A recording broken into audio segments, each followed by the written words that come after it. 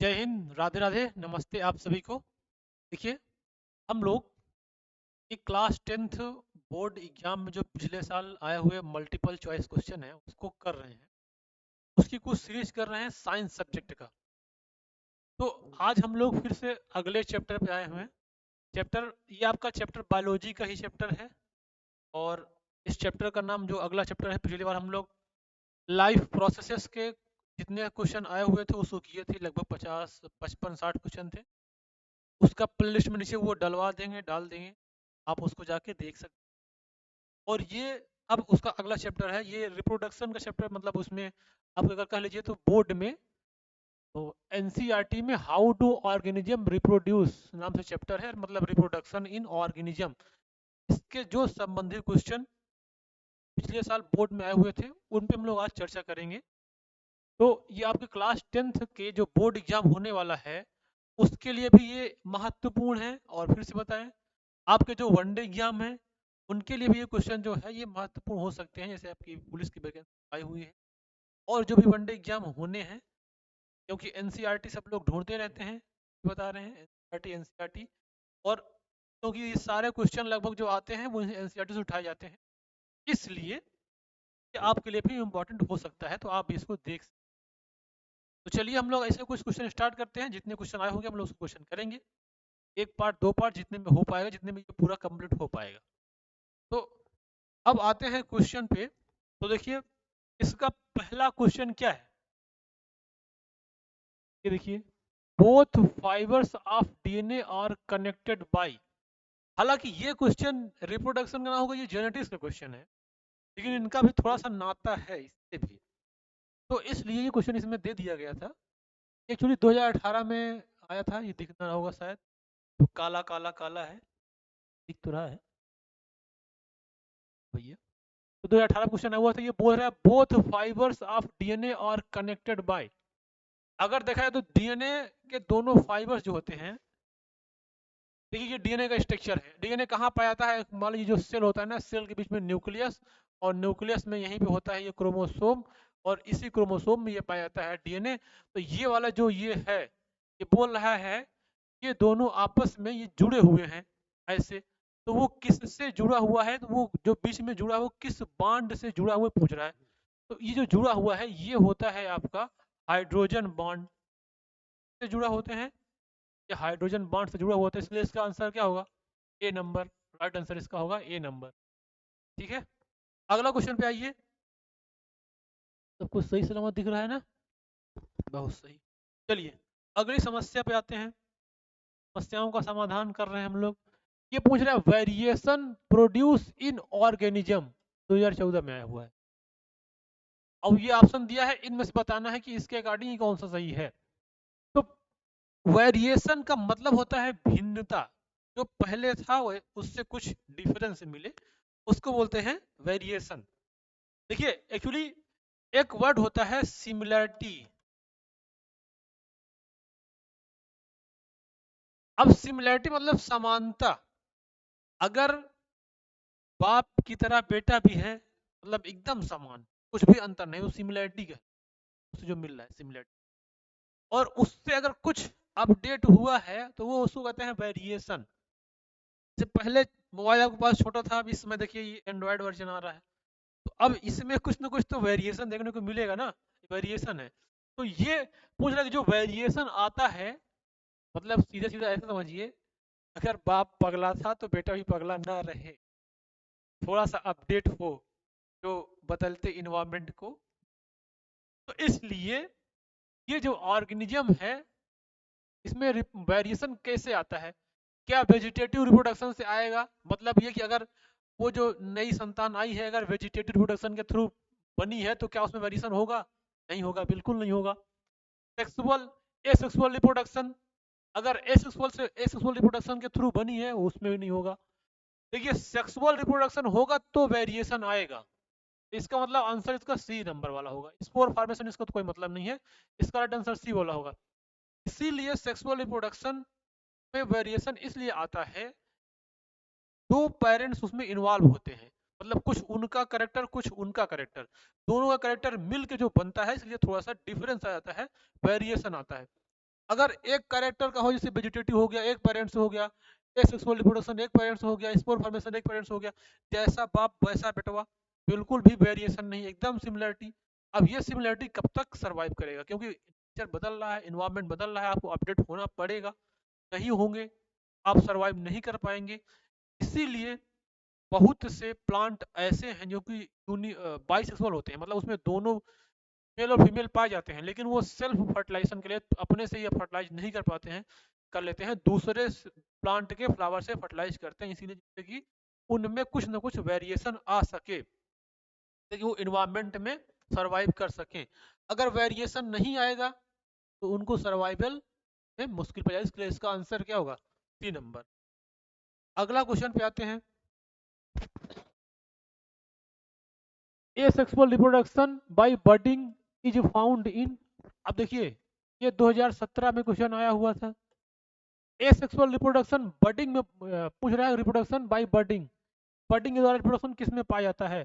पहली बात तो बडिंग होगा मतलब क्या हो, जैसे मान लीजिए कोई ऑर्गेनिज्म है, उसमें छोटा सा से बड निकलेगा और ये बड फिर ऐसे बड़ा हो जाएगा, फिर यहाँ से डिटैच होके नया प्लांट बना देगा या नया ऑर्गेनिज्म बना देगा, तो वो क्या कहलाएगा, बडिंग कहलाएगा। तो ये प्रोसेस भी एसेक्सुअली है, क्योंकि सेक्सुअली में 2 पेरेंट इन्वॉल्व होते हैं। तो इसमें क्या होगा, ये आंसर इसका फ्रॉग में नहीं होगा, अमीबा नहीं होगा, अथवा इसका क्या होगा, हाइड्रा।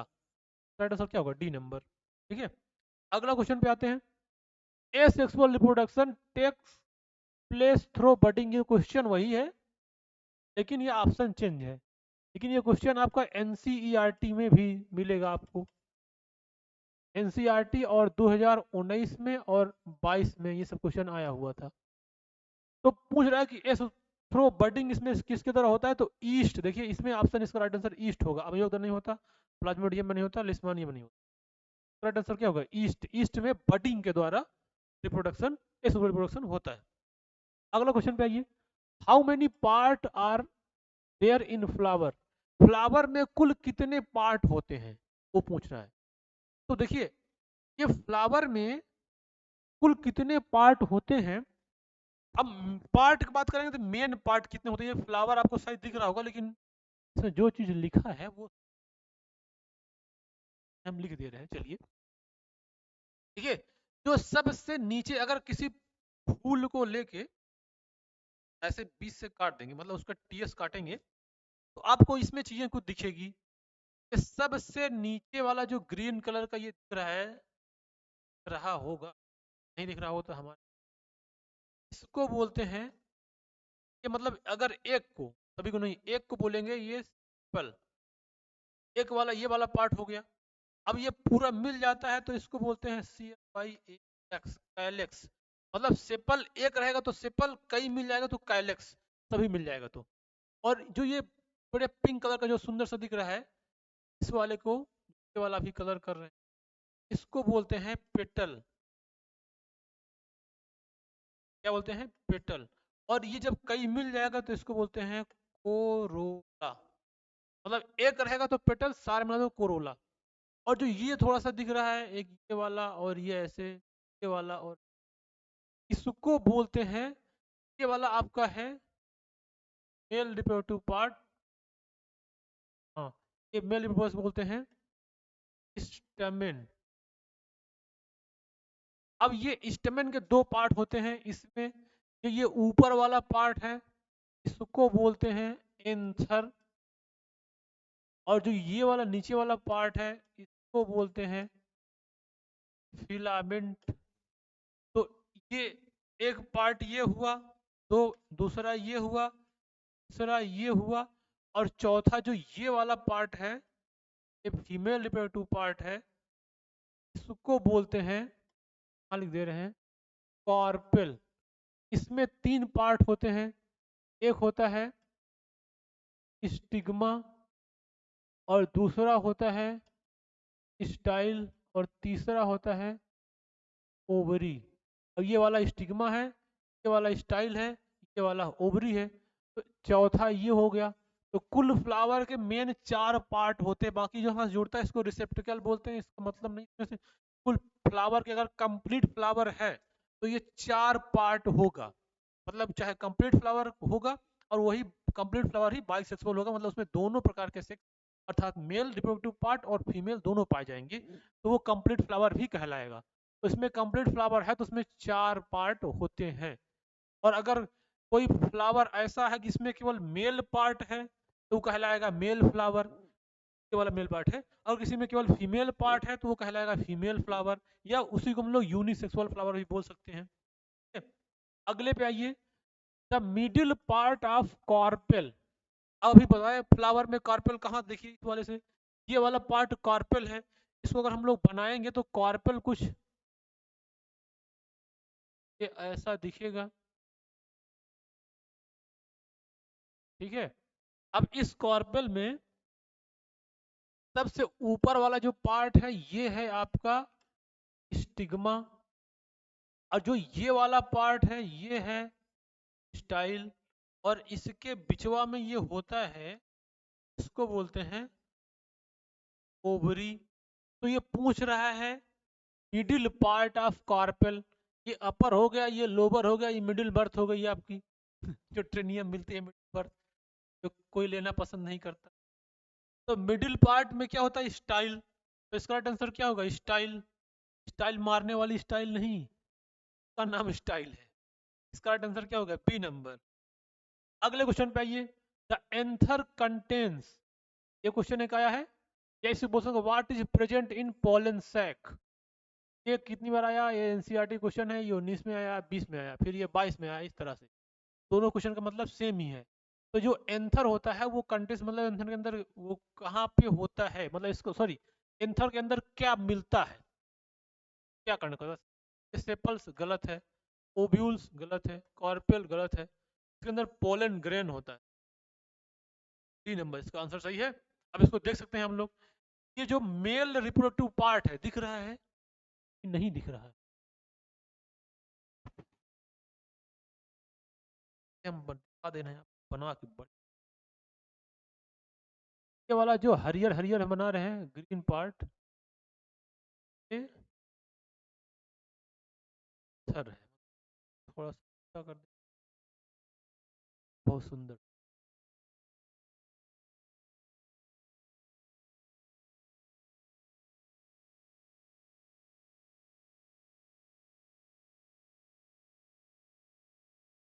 दिख रहा है ना। ये ग्रीन पार्ट एंथर का फिलामेंट वाला पार्ट है, और ये वाला जो पार्ट है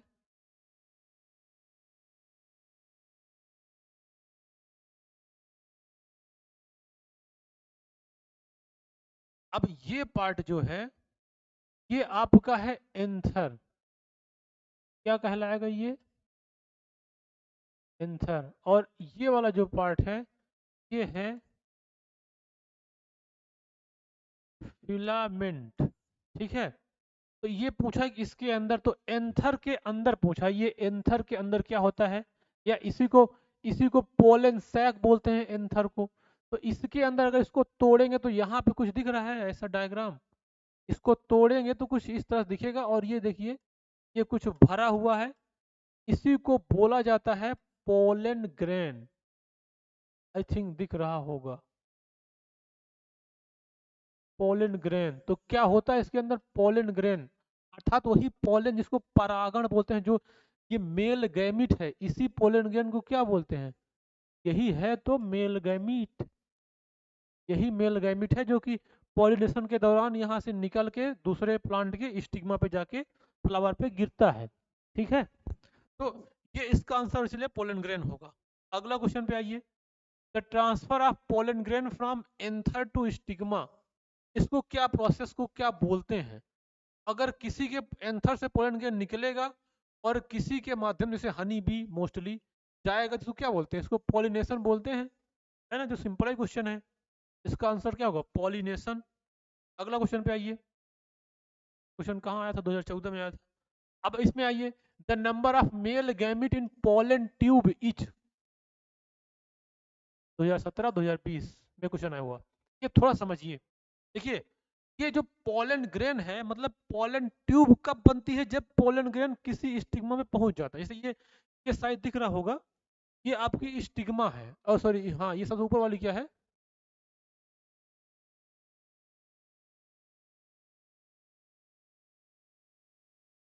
देखिए मोटा से बना ही,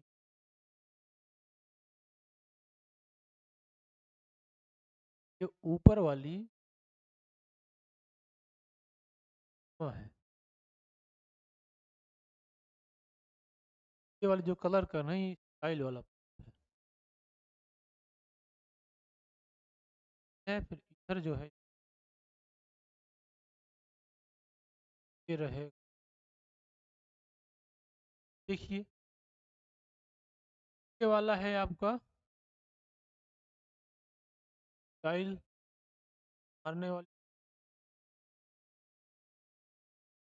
इसको बोलते हैं। हाँ, जब ये पोलन ग्रेन, अब जैसे पोलन ग्रेन यहाँ पे आया, अब ये पोलन ग्रेन क्या करेगा ना, इसे जर्मिनेट करेगा। तो इसमें कितने मेल गैमिट होते हैं? तो इसमें जब यहाँ जर्मिनेट होता है इसमें 2 मेल गैमिट होते हैं। तो इसका राइट आंसर क्या होगा? 2, बी नंबर। अब देखिए ये 2 होते हैं, अब बता रहे हैं कहानी कहाँ से स्टार्ट होती है इसकी 2 की। देखिए जब पोलन ग्रेन किसी, अब पोलन ग्रेन कहाँ से बनेगा, मान लीजिए ये इस मेल का, मेल रिप्रोडक्टिव पार्ट का ये आंसर है, यहीं से पोलन ग्रेन बना होगा। अब ये निकल, देखिए कुछ इतना बड़ा सा ऐसा कुछ दिख रहा है, ऐसा कुछ पोलन ग्रेन होता है। इसमें 2 टाइप की सेल होती है, एक होती है ये वेजिटेटिव सेल, ये वेजिटेटिव सेल है, और एक होती है जनरेटिव सेल। ठीक है, जनरेटिव सेल। अब जो जनरेटिव सेल है ये पोलन ग्रेन के अंदर कभी कभी ऐसा होता है कि पॉलिनेशन के पहले ही 2 हो जाती हैं, और कभी कभी ऐसा होता है कि पॉलिनेशन के बाद 2 होती हैं। मतलब जब यहाँ पहुंचेगी तो एटलीस्ट उसको 2 गैमेट में होना पड़ेगा। अब किसी किसी में ये पहले ही 2 हो जाती है यहीं पे, और किसी किसी में जब ये पॉलिनेशन हो जाता है यहाँ से यहाँ आ जाता है तब 2 होती हैं। तो इसलिए इसमें पोलन में कितने गुण होते हैं? 2 गैमिट, 2 मेल गैमिट होते हैं। अब यही आगे जाके एंट्री करेंगे तभी तो आता था डबल फर्टिलाइजेशन, तो हम लोग बात करेंगे। अब अगला देखिए, अगला है double fertilisation is the special characteristic of, क्या दूसरा क्वेश्चन इसी में, double fertilisation is found in, ये किस में पाया जाता है? 15-16 क्वेश्चन आया हुआ था।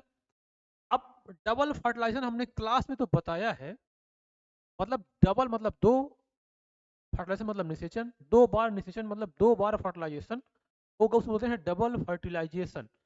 अब थोड़ा सा अगर हम बात करें तो एक्चुअली ये पाया जाता है एंजियोस्पर्म में, जो एंजियोस्पर्म प्लांट होता है पाया जाता है, इसका आंसर तो बी नंबर होगा। लेकिन अगर हम लोग इसको डिस्कस करें अगर, तो यहाँ से आप देखिए, इसको हम समझ सकते हैं कि हम डबल फर्टिलाइजेशन क्या होता है, कैसे होता है। देखिए ऐसा एक्चुअली होता है, अभी हमने ये बात डिस्कस किया कि जब पोलन ग्रेन स्टिग्मा पे जर्मिनेट करता है,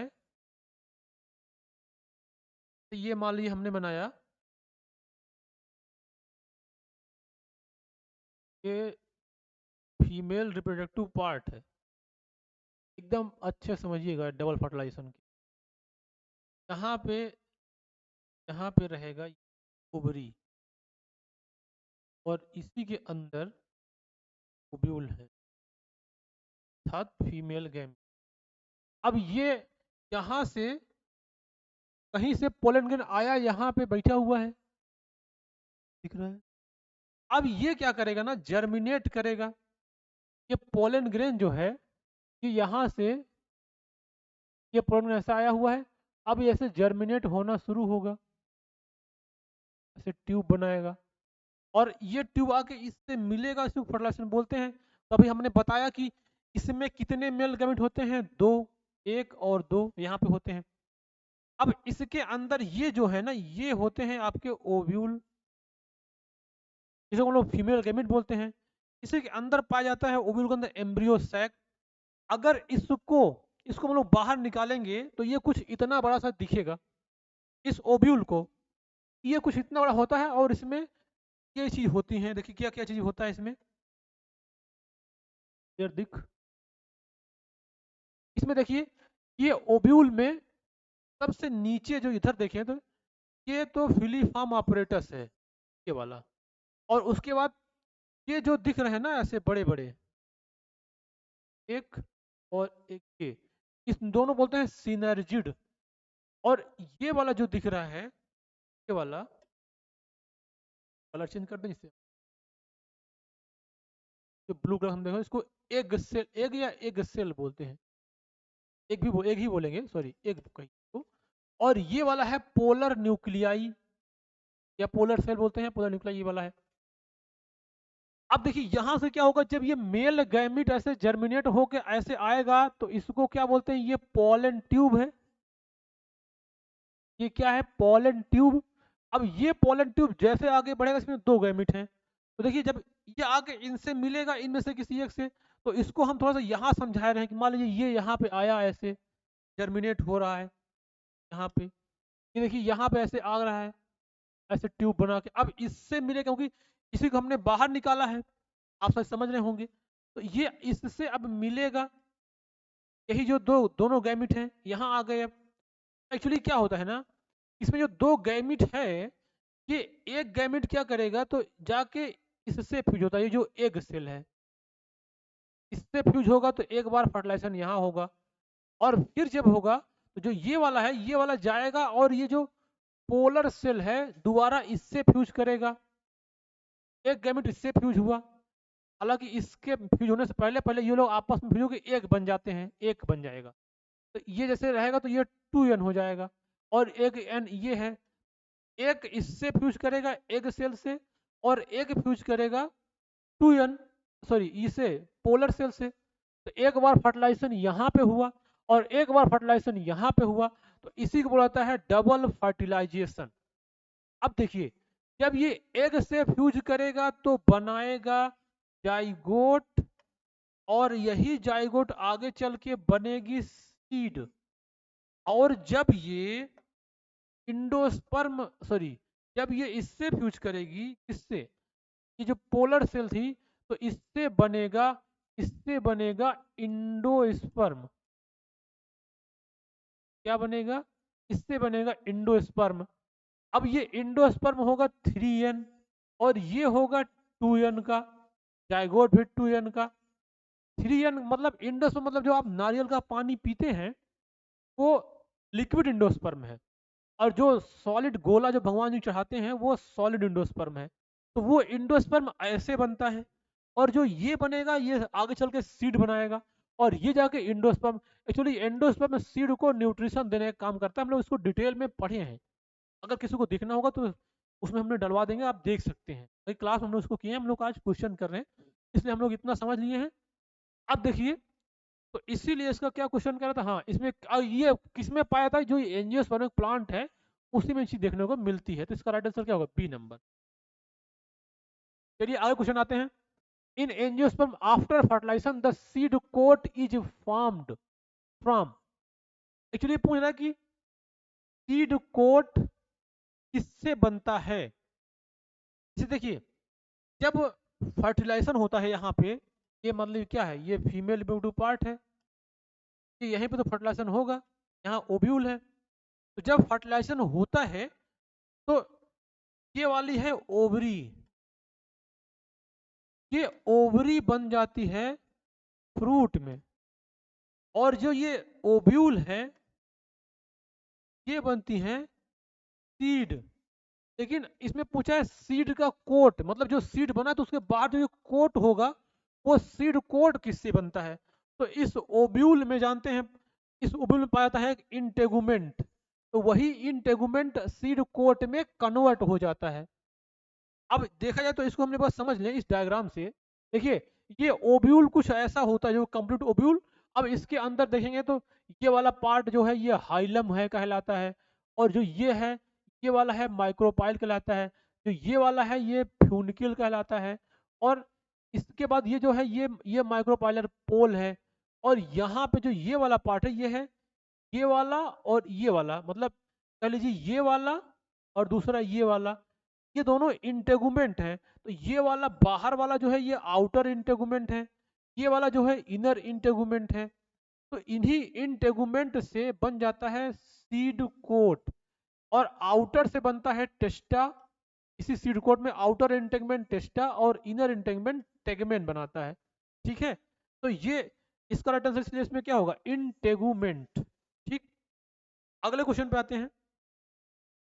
विच part of the flower is converted into fruit after fertilisation. देखिए बता दिए, फ्रूट कब बनता है, ये जो फिर से, अरे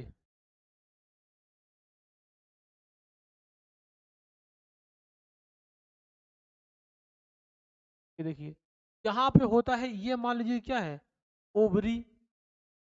अब ये ओवरी जब फर्टिलाइज हो जाएगा ओव्यूल, तो ये ओवरी बन जाएगी, यही ओवरी बनेगी फ्रूट। तो इसका आंसर क्या होगा, ओवरी। हाँ ये आंसर है ओवरी, 3 नंबर। ठीक है, फूड बनता है ओवरी से। अगला क्वेश्चन पे आते हैं। देखिए, through what structure does the pollen tube formed by the pollen enter the ovule for fertilisation.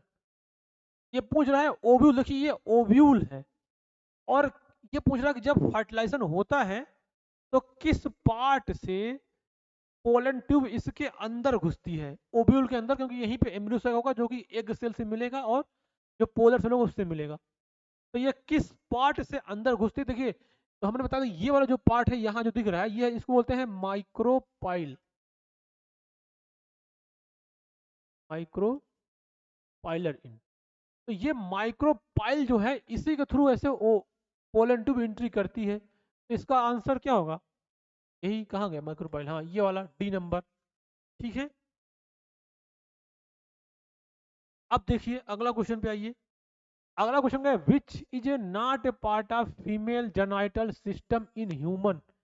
ये ह्यूमन रिप्रोडक्टिव की बात कर रहा है, और ह्यूमन रिप्रोडक्टिव पूछ रहा है कि इसमें से कौन सा पार्ट फीमेल जेनाइटल का नहीं, हाँ फीमेल का नहीं है पूछा है, नॉट नहीं है।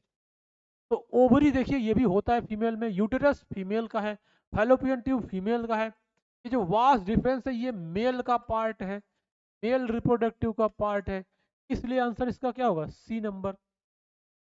अगले क्वेश्चन पे आइए। A permanent method of family planning पूछ रहा है।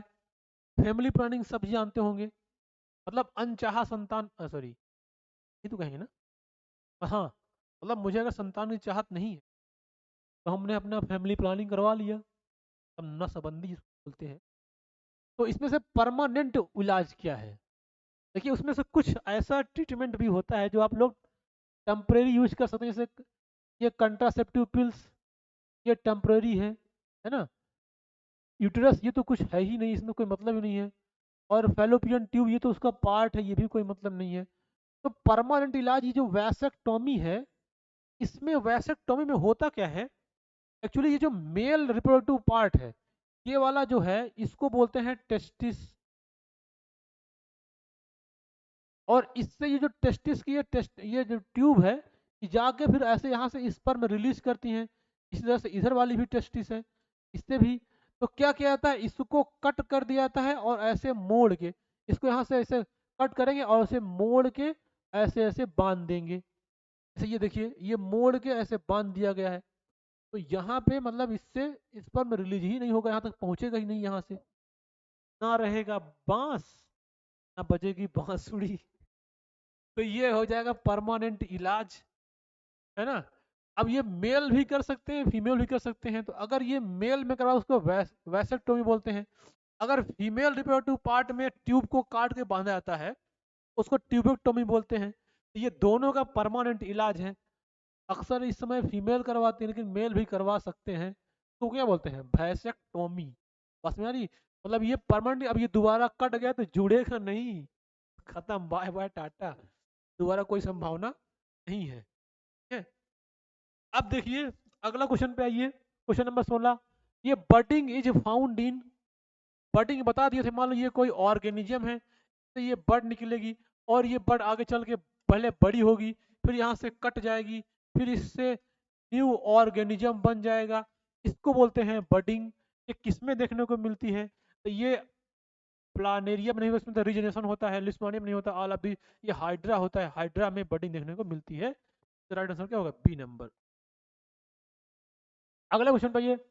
विच part of which part is more suitable for vegetable amplification in plant. Question कहाँ आया है? 2020 में आया था बोर्ड एग्जाम में।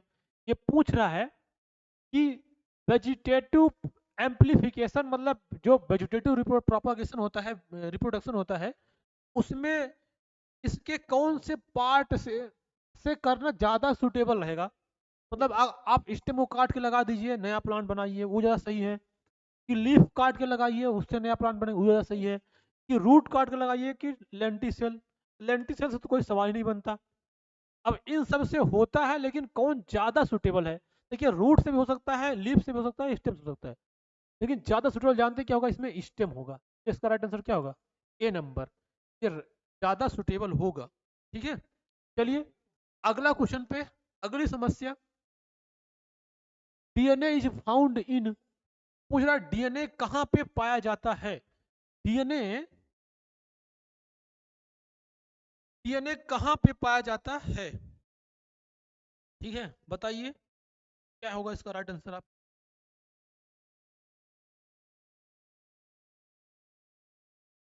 देखिए, एक्चुअली जो सेल होती है ना, किसी की भी बॉडी सेल से मिलके बनी है। अब जिसमें बहुत सारे सेल होंगे उसमें मल्टी सेलुलर, एक सेल होगा यूनिसेलुलर।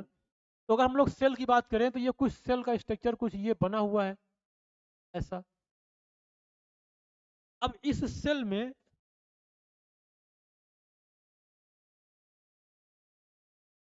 इन सेल में ये वाले सेल में देखिए, यहाँ बना दे रहा हूँ, शायद दिखाई नहीं दे रहा तो लग रहा है। देखिए, ये मान लीजिए सेल है, इस सेल के अंदर होगा ये न्यूक्लियस, ये पूरा एक कंप्लीट सेल है, और इसी सेल में होगा न्यूक्लियस। अब इसी न्यूक्लियस के अंदर पाया जाएगा ऐसा इस तरह से क्रोमोसोम, और इसी क्रोमोसोम के अंदर आपको देखने को मिलेगा ऐसा डीएनए। तो मतलब कहाँ पाया जाता है? सेल के अंदर न्यूक्लियस, न्यूक्लियस में क्रोमोसोम, क्रोमोसोम में ये होता है आपका डीएनए। ये डीएनए कहाँ मिलता है? न्यूक्लियस में। ये जो न्यूक्लियस है, तो इसमें ऑप्शन कुछ दिया होगा न्यूक्लियस, हाँ ये देखिए न्यूक्लियस, इसका आंसर होगा डी नंबर, न्यूक्लियस में। ठीक है, ये शायद आपका लास्ट क्वेश्चन है। ये पूछ रहा है human embryo get nutrition through. ये क्वेश्चन आया है 2020 में, कोरोना के समय का। ठीक है, अब ह्यूमन में जो न्यूट्रिशन है वो, सॉरी, ह्यूमन के एम्ब्रियो को न्यूट्रिशन कहाँ, एम्ब्रियो कहाँ होता है?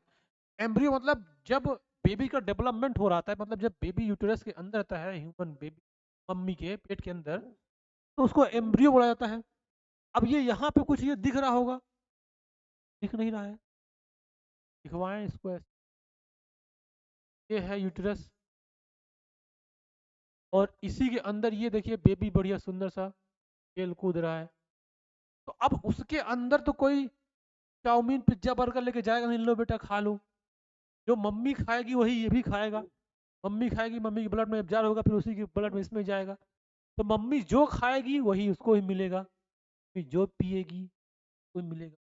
इसीलिए मम्मी को किसी भी नारकोटिक्स का यूज नहीं करना चाहिए वो प्रेग्नेंट हो, है ना। तो एक्चुअली इसको न्यूट्रिशन मिलता है, ये जो यहाँ से कनेक्शन होता है आपके ये नाभि से जुड़ा हुआ होता है, ये प्लासेंटा बोलते हैं इसको। तो इसी के थ्रू इसको न्यूट्रिशन मिलता रहता है। इसका राइट आंसर प्लासेंटा है। मतलब मम्मी ने जो खाया पिया वही बच्चे को मिलेगा। मम्मी को पियक्कड़ नहीं होना चाहिए, नहीं बेचा भी क्या करेगा, पियक्कड़ निकल सकता है। बस हमारी है। तो ये देखिए हम लोग कर रहा क्वेश्चन, लगभग क्वेश्चन 19 क्वेश्चन था जो कि आए हुए थे, और भी इनसे कुछ क्वेश्चन बन सकते हैं। हम लोग इसकी कुछ और एक्स्ट्रा प्रैक्टिस कर लेंगे, और हम लोग फिर इसके बाद आप देखेंगे अगर इसका कुछ दूसरा पार्ट होगा तो लाएंगे, नहीं तो फिर दूसरे नेक्स्ट टॉपिक पे आएंगे। आप लोग इसको देखिए, इसका पूरा वीडियो जो पिछले वाला वीडियो है उसका लिंक में सब नीचे डाला हुआ है, उससे आप उनकी टॉपिक देख सकते हैं।